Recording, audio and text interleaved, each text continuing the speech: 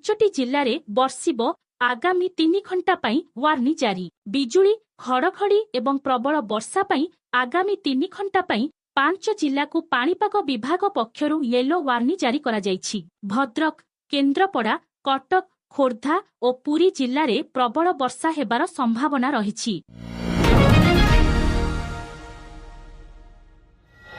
ଆଜି ଚାଷୀ ପାଇବେ ପିଏମ୍ କିଷାନ ଟଙ୍କା, ଉପକୃତ ହେଲେ 9,50,00,000 ଚାଷୀ। ପ୍ରଧାନମନ୍ତ୍ରୀ କିଷାନ ସମ୍ମାନ ନିଧି ପିଏମ୍ କିଷାନ ଯୋଜନାର 18ତମ କିସ୍ତି ପ୍ରଦାନ କରିବେ ପ୍ରଧାନମନ୍ତ୍ରୀ ନରେନ୍ଦ୍ର ମୋଦି। 18ତମ କିସ୍ତିରେ 9,50,00,000 ଚାଷୀଙ୍କ ଆକାଉଣ୍ଟକୁ 20,000 କୋଟିରୁ ଅଧିକ ଟଙ୍କା ପଠାଯିବ। ଏହି ଟଙ୍କା ସିଧା ଚାଷୀଙ୍କ ବ୍ୟାଙ୍କ ଆକାଉଣ୍ଟକୁ ଯିବ।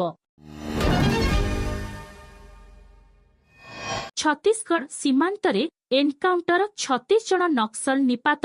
ଛତିଶଗଡ଼ ସୀମାନ୍ତରେ ସୁରକ୍ଷା କର୍ମୀଙ୍କୁ ବଡ଼ ଧରଣର ସଫଳତା ମିଳିଛି। ଏନ୍କାଉଣ୍ଟରରେ ନିପାତ ହୋଇଛନ୍ତି 36 ଜଣ ନକ୍ସଲ। ଆଜି ସୁରକ୍ଷା କର୍ମୀ ଓ ନକ୍ସଲଙ୍କ ମଧ୍ୟରେ ଦୀର୍ଘ ସମୟ ଧରି ହୋଇଥିବା ଗୁଳି ବିନିମୟ ହୋଇଥିଲା। ଛତିଶଗଡ଼ର ଦନ୍ତେୱାଡ଼ା ଏବଂ ନାରାୟଣପୁର ଜିଲ୍ଲାର ସୀମାନ୍ତ ଅଞ୍ଚଳରେ ପୁଲିସ ଓ ନକ୍ସଲଙ୍କ ମଧ୍ୟରେ ଗୁଳି ବିନିମୟ ହୋଇଥିଲା। ମାଓବାଦୀଙ୍କ ମୃତଦେହ ସହ AK-47 ଓ SLR ବନ୍ଧୁକ ଏବଂ ଅନ୍ୟାନ୍ୟ ଅସ୍ତ୍ରଶସ୍ତ୍ର ଜବତ କରାଯାଇଛି।